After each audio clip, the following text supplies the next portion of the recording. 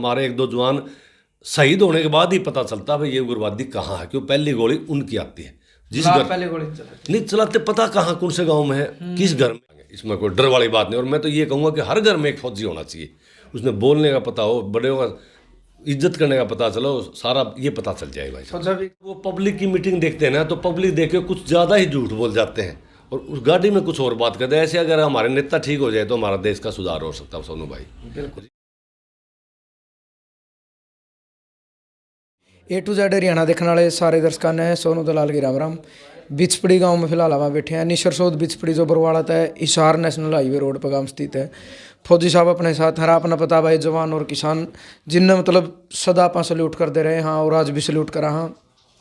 बिला देश की रीढ़ की हड्डी दो हैं जवान और किसान, एक देश की रक्षा करने का काम करे, एक देश की पेट भरने का काम करे है।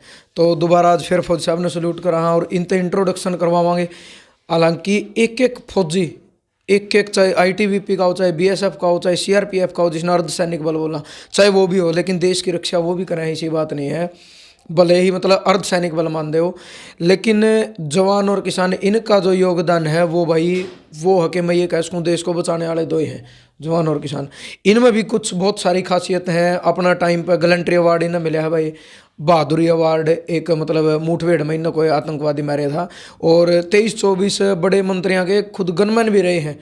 वो भी सारी बात फौज साहब तय मिलवावांगे, परिचित करवाओगे। तो सबसे पहले फौज साहब अपना राम राम। राम राम भाई साहब। सोनू आप एक बार अपना परिचय दे दो पूरा।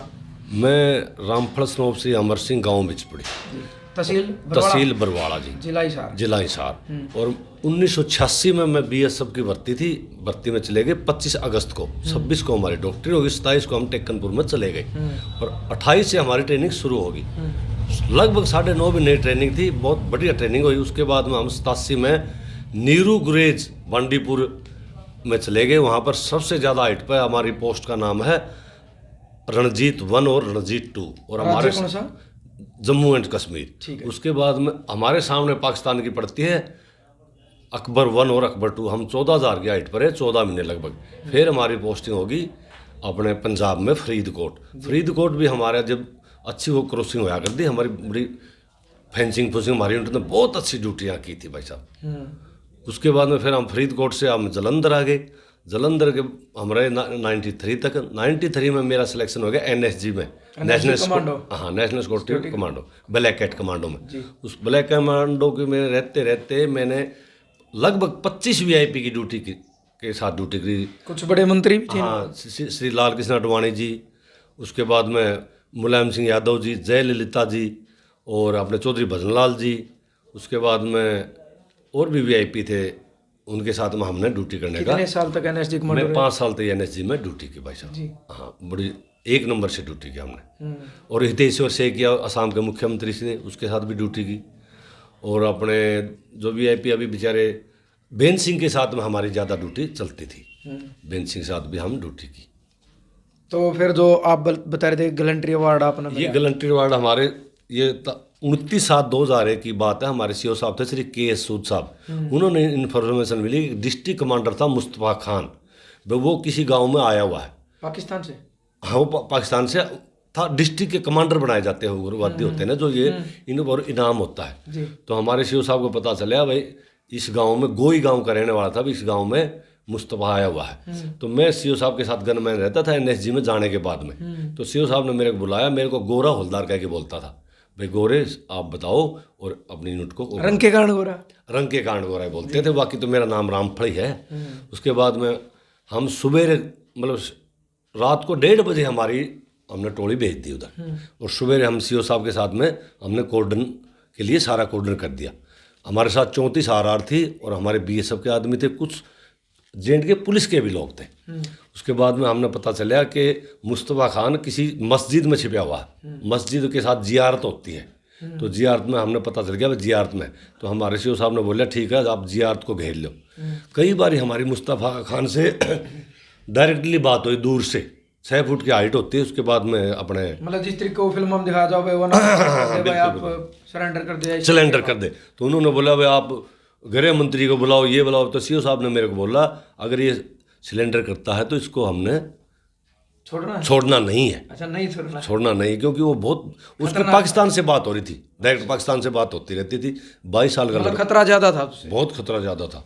उसने कम से कम भी 80 सीआरपीएफ, बीएसएफ, आईटीबीपी के जवान शहीद कर दिए होंगे अकेले ने। बिल्कुल बहुत खूंखार हो रहा था। फिर वो हमने मुठभेड़ चली, सीओ साहब ने मेरे को बोला भाई ठीक है, एक हमारी बुलेट प्रूफ जिप्सी होती है, और भाई साहब ने देखा वो एक बैंकर होता है, हम बैंकर में ले गए, ग्रेनेड मार के आते थे अंदर, वापस आ जाते। चैन वाला चलता है बैंकर वो? हाँ, नहीं चैन वाला नहीं भाई साहब, टाटा 407 का बनाया होता है। अच्छा। उसमें फिर अपना अच्छा रोल रहा, उस रोल के कारण सीओ साहब ने हमारा आगे भेजा। इसकी इंक्वायरी होती है, ऐसे गैलेंट्री वार्ड नहीं मिलते किसी को। कभी सोचे हर फौजी में गैलेंट्री वार्ड ले जाऊंगा, उसकी फुल इंक्वायरी होती है। ऊपर फिर मुठभेड़ में मार दिया? हाँ, मुठभेड़ में हमने मार दिया। उस शाम के 7 बजे मुठभेड़ में मारा गया भाई साहब। कितने घंटे चली? सवेरे देख लो आप, हमारी पहली टूटी 2:30 बजे पहुंच गई थी, रात नहीं। सारा गांव को कोडन किया, सवेरे 6 बजे फिर अनाउंसमेंट किया जाता है, लेडीज इधर जाएंगी, बच्चे इधर जाएंगे। तो उसके बाद में हर आदमी की चेकिंग होती है, बहुत ज़्यादा, बहुत ही ज़्यादा। और हमारे 1-2 जवान शहीद होने के बाद ही पता चलता है भाई ये उग्रवादी कहाँ है, क्यों पहली गोली उनकी आती है। जिस घर पहले गोली नहीं चलाते, पता कहाँ कौन से गांव में है, किस घर में है, कोडन ने सर्च करते। जब हमारे को हमारा एक आधा सैनिक देश के लिए देना ही पड़ता है। एक्चुअली स्टोरी ये है, वैसे अखबारों में तो कुछ और आता है, एक्चुअली स्टोरी ये है भाई साहब। फिर उसके बाद मेरे को ये गैलेंट्री अवार्ड मिला था। तो मतलब वो किस तरीके का जांच हुई भाई, गैलेंट्री अवार्ड आप तो दिया गया, मतलब आपने ठोके? वो बिल्कुल ठोके भाई साहब। पहली गोली मेरी चल गई, अगर उनकी चलती तो हम भी शहीद हो जाते। मतलब वो आपके हाथ से चली पहली गोली? ये तो सोनू भाई इतना झूठ तो नहीं बोला जाएगा। कई साथी थे, चौगर्दे से फायरिंग हो रहा था, भाई किसकी लगी किसकी, उसमें तो फिर वो बताया जाए भाई ये आदमी अंदर गए, ये गए। मतलब थोड़ा जो फ्रंट में चला है भाई उसका? उसके भाई ये तो मतलब वो मार गिराया? वो मार गिराया। तो गैलेंट्री अवार्ड आपने मिल गया? हाँ, गैलेंट्री अवार्ड मिला हमारे को 2003 में। राष्ट्रपति थे अब्दुल कलाम, और उपराष्ट्रपति बहरोज सिकदार ने हमारे को दिल्ली में विज्ञान भवन में ये प्रदान किया गया। इसके 2-3 बातें हैं। तो हमारे ट्रेन में गैलेंट्री अवार्ड वाले को AC 2 टायर में कोई किराया निहाल जिंदगी जिएंगे, एक हेल्पर भी होता है। अच्छा। और जहाज़ में 90% लेस होता है। लेकिन अभी हम तो किसानी करने लगे, जहाज से और रेलवे से तो हम सीख लिए भाई साहब। अच्छा, अब तो गाँव में सेवा करेंगे। तो सब किसा महसूस होया जब देश का राष्ट्रपति ने आपको अवार्ड दिया, बहादुरी अवार्ड हो गया? भाई साहब ये तो भगवान किसी को कोई मौका मिलता है, और ये कुदरती मौका है भाई। हम देश के लिए हो जाते तो कोई बात नहीं थी, हमने देश के लिए किया। ये तो आप सोचो भाई, एक फौज का सबसे बड़ा मेडल लेना कोई आसान बात नहीं होती। और मेडल को ये ऐसे मिलते नहीं, दुकानों पर नहीं मिलते। ऐसी बात कोई बाजार में खरीदने वाली तो चीज़ है, पैसे दे के खरीद ले, पैसे दे के खरीद ले, इसकी बहुत मशक्कत करनी पड़ती है। जब एक बार अगर उन देखा जाए, मतलब जब ट्रेनिंग खातर ज्वाइनिंग हो एक फौजी की, मतलब देखा है परिवार में खुशी भी हो है, लेकिन साथ साथ उसका परिवार में खुशी के साथ मासूम भी हो, एक डर भी तो है। बहुत सारी बार अपन न्यूज़ सुना, कोई भाई ट्रेनिंग में शहीद हो जाए, कई 1 साल बाद हो जाए। और जब कोई फौजी 15 साल 20 साल नौकरी करके, 17 साल नौकरी करके जब वापस आ जाए, शायद ज़िंदगी का सबसे खुशी का पल हो मेरे ख्याल में। क्योंकि जब सेफ सुरक्षित अपना शरीर लेकर वापस आना मेरे ख्याल में बहुत बड़ी बात है। जो हमारे इंडियन आर्मी में BSF CRP जो भाई साहब जैसे गए थे वैसे आते हैं, उसके लिए बहुत ही लकी आदमी है वो। क्योंकि शायद कितने % आप बता रहे थे, बहुत कम % लोग वापस सुरक्षित हो, पूरा शरीर लेके। बिल्कुल भाई साहब, मतलब 50 नहीं आ सकते। आजकल तो उग्रवाद ज़्यादा उग्रवाद हो गया भाई साहब। वो आज बढ़िया, बहुत ही ज़्यादा। अभी तो मैं आए हुए मतलब 15 साल हो गए, तो मैं कह नहीं सकता। पहले तो उग्रवाद इतना है कि कश्मीर में आप एक पाँव रखो तो अगले पाँव रखने का उम्मीद ना रखो, लेकिन उसमें खुशी हो है। हम जब कोर्डन सर्च में जाते थे, हमारी दिवाली होली की तरह खुशी होती थी। अच्छा, कुछ तो लेके आएंगे, कुछ तो करके आएंगे। मतलब मर भी गए तो देश के लिए, उसमें मरने को डर ही नहीं होता।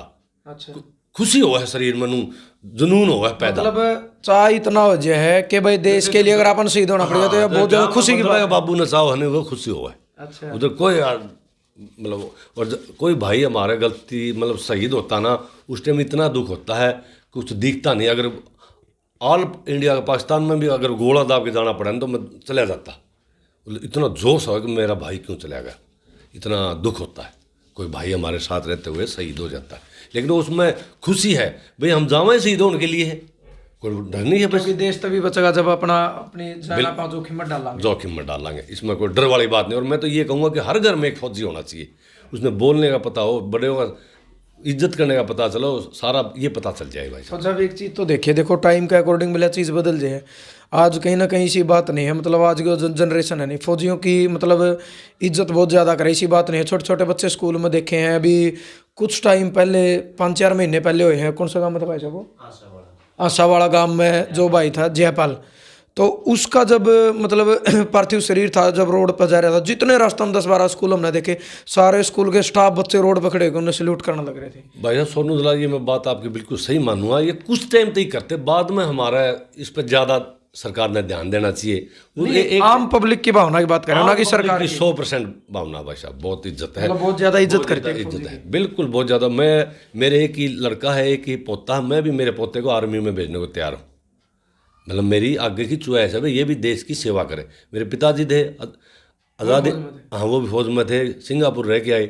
वो 4 साल में कोई घर की परिस्थितियाँ होते हुए मेरे ताऊ जी की डेथ हो गई थी, तो मेरी ताई का लत्ता उड़ाना बोलते हैं ना हरियाणा में, तो वो आगे थे। फिर मैं भी फौज में गया। मेरा लड़का चलो पुलिस में है तो बेल्टदारी, भाई बेल्टदारी है तो ड्यूटी तो बेल्टदारी करे। और मैं मेरे पोते के लिए भी ये सोच रहा हूँ कि वो आर्मी में जाए और अपने देश की सेवा करे।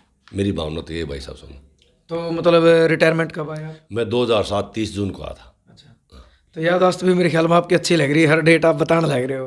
भाई याददाश्त तो ठीक ही है, फौजी भाई है ना, थोड़ा याददाश्त की दिशा है सोनू भाई। अच्छा, तो अब क्या चल रहा है फिर लाइफ में? अभी मैं बहुत खुश हूँ लाइफ में, अभी बहुत ही खुश हूँ। बच्चे ठीक हैं, बहुत बढ़िया, गाँव में भी अच्छा सहयोग है, सब कुछ ठीक है, भगवान की दास से बहुत ठीक है भाई साहब। तो एक चीज़ और देखी जाओ है, आप अपने जो भी बात कही थी कि बाद में थोड़ा दुख हुआ है, जब एक पार्थिव शरीर आवा नहीं, देखो नु कहा अगर भाई जिसका लागा बेला सोतन जाना है, अगर इस घर में शहीद होया मेरे वर्गा के बरा थोड़े आंसू ढड़का देगा, एक टाइम के लिए बूढ़ा मुँह भी कर लेगा, लेकिन नु कहा करा नहीं, रियल मदर दूसरे को है। जिस पत्नी का सुहाग चला जाओ, जिस बेबे का भाई चला जाओ, जिस माँ का बेटा चला जाओ, लेकिन एक चीज़ देखी गई है, जो दावे और खड़े होकर या उसकी चिता के पास खड़े होकर जो करे जाओ फौज साहब बहुत कम पूरे हुए, मतलब ये चीज़ हमने देखी अपनी आँखें। ये तो भाई साहब गवर्नमेंट, हरियाणा गवर्नमेंट या पंजाब को, जिस भी स्टेट का तो उसने सोचना चाहिए। नहीं, यह बात सच्चाई है झूठी है, मतलब जो वादे जो दावे उसके पार्थिव शरीर या उसकी चिता के पास करे जाओ, वो पूरे इतने नहीं कर पाते, नहीं कर पाते भाई साहब। ये मैंने देखे हैं, मेरा एक दोस्त हो गया था, मेरे साथ ही थे, हम ड्यूटी कर रहे थे, वो रोहतक डिस्ट्रिक्ट में थे, लेकिन उसके बाद में उसकी कोई ज़्यादा सुनवाई नहीं हुई भाई साहब। ऐसा क्यों है? मतलब देखो देश की रक्षा, हालांकि मैं तो एक प्रधानमंत्री, मुख्यमंत्री, उप मुख्यमंत्री, राष्ट्रपति, कोई उसकी जो सुरक्षा करते तो जवान है, पुलिस के, फौज के, जो जवान उसकी रक्षा कर रहे हैं, जो इतना सिस्टम कर रहे हैं, मतलब फिर वो अगर शहीद हो जाए उनके साथ भी एक राजनीति क्यों खेली जाओ यार? ये क्यों? जितने भी बड़े राजनीति नेता ना, अगर इनका लड़का फौज में हो तो फिर तो पता चले भाई फौज क्या चीज़ होती है। यह भी एक विडम्बना बना रही है फौज साहब, शायद मैंने तो अपनी लाइफ में नहीं सुना, शायद आपकी तो मेरे तो डबल एज है, किसी मुख्यमंत्री, किसी उप मुख्यमंत्री, किसी प्रधानमंत्री का लड़का आज तक नहीं सुना, उसकी उलायद में भी कोई उम्र क्यों नहीं फौज में जाते भाई? ये तो अब सोचने की बात सोनू भाई, इसके बारे में तो मैं क्या बताऊं। नहीं, सोचने की बात नहीं है, सोचने की तो है, उनकी खुद की रक्षा फौजी कर रहे हैं, और उसमें लाइफ में बहुत फर्क है। मैं अपने गृह मंत्री थे, अपने लाल कृष्ण आडवाणी जी, वो कुछ बातें होती है जो स्टेज पर कुछ कही जाती है, गाड़ी में कुछ कही जाती है। मैं वीआईपी के साथ बिल्कुल रह के गया हूँ। वीआईपी आप तो अच्छी तरीके से जाना हो, जब गाड़ी में लड़ रहे हो तो बिल्कुल अच्छी तरह। जब वो पब्लिक की मीटिंग देखते हैं ना, तो पब्लिक देख के कुछ ज़्यादा ही झूठ बोल जाते हैं और उस गाड़ी में कुछ और बात करते हैं। ऐसे अगर हमारे नेता ठीक हो जाए तो हमारा देश का सुधार हो सकता है सोनू भाई, रियली लाइफ में तो भाई। फौज साहब चलो लास्ट में एक मैसेज और, जो आज के बच्चे हैं, जनरेशन देखा हाँ, गामा में मोस्टली गामा में 50-100 बालक रेस मारे हैं, युवा जो साथी हैं, और फर्क है थोड़ा, कुछ देखो नशे की तरफ बढ़ भी रहे हैं, लेकिन जो फौज की तैयारी कर रहे हैं उन खातर कोई संदेश आप देना चाहो? मैं तो ये कहना चाहूँगा भाई, नशे से तो दूर रहो और आप हिम्मत ना हारो, फौज में ज़रूर जाएंगे। अगर आपकी सच्चे दिल से भावना है ना, तो भगवान आपको नौकरी ज़रूर देगा, इसमें कोई शक ही नहीं है। हमारा पहले हरियाणा में 56%, हाँ 56% कोटा होता था। कुछ राजनीति, क्योंकि हमारी राजनीति हरियाणा की छोटी है, 10 सीट MP की है, इससे हमारा कोटा घट गया। तो आप जैसे जो पत्रकार भाई हैं, अगर इस बात को उजागर करें तो हमारा कोटा अभी भी 56% हो सकता है, हरियाणा, पंजाब और राजस्थान का। क्योंकि जो बहादुरी कौम है, तो जाट, राजपूत यही है। वैसे कौम के बारे में किसी को गलत नहीं बोलूँगा, बिल्कुल ठीक बात है, अच्छी है कौम, लेकिन ये तो कुछ बात ही कुछ और है भाई साहब। चलो बहुत बहुत धन्यवाद फौज साहब। और मेडल की तो आपने बताई दी भाई, बहुत अच्छी बात है। तो भाई फौजी साहब अपन बात करी है मतलब न्यू कैस कहानी एक प्रकार से ये भी अपनी पुरानी यादा में चले गए थे, पुरानी बात इन्हें बताई है। बात सुनकर बहुत सारी चीज़ सीखने में मिला है, बहुत सारी तजर्बा इन्हें अपना शेयर कराया है। और इनका तजर्बा लेकर जो नए हमारे युवा भाई हैं, साथी हैं, वो भी बहुत कुछ चीज़ इन तक सीख सके हैं। लेकिन जो कुछ सरकार की कमियां रही हैं उन पर भी सरकार ने विचार करना चाहिए। यह चीज़ हम देखने लग रहे हैं। बहुत सारे जो दावे वादे करे जाओ भाई साहब बहुत कम पूरे हो पाए हैं। और आप में तो बहुत सारे साथी सा जानते भी होंगे, आपका गाँव में भी कोई ना कोई फौजी शहीद होया होगा, तो आपने देखा होगा किसी का नाम पर पार्क बोल दिया, किसी का स्टेडियम बोल दिया, बहुत कम आज तक पूरे हो पाए हैं। तो ये वीडियो भी आपने ज़्यादा ज़्यादा शेयर करनी है, क्योंकि जवान किसान लास्ट में वो आए हैं भाई। जवान किसान देश की रीढ़ की हड्डी हैं और उनका अगर भाई तय दिल तो सलूट ठोका। हाँ, इन दो इंसाना ना पा सीधी बात है, क्योंकि देश न बचाने वाले ये हैं। और इज्जत करनी भी चाहिए और करने भी लग रहे हैं। और सरकार ने भी थोड़ा ध्यान देना चाहिए भाई फौजी भाइयों की तरफ, जो भी मतलब देश की रक्षा करने लग रहे किसानों की तरफ भी। तो यह वीडियो में आपने के नई बात सीखने में मिली कि मतलब फौजी साहब का तजर्बा आपने किसा लगे, एक सभ्य कमेंट के माध्यम से अपनी सोच विचार आपने जरूर देनी है। और वीडियो अच्छी लगे तो ज़्यादा ज़्यादा शेयर करनी है। और लास्ट में वह बात है भाई, अच्छों ने अच्छा जाना, बुरों ने बुरा जाना। जिसकी जैसी सोच थी उसने मुझे वैसा पहचाना। जय जवान जय किसान।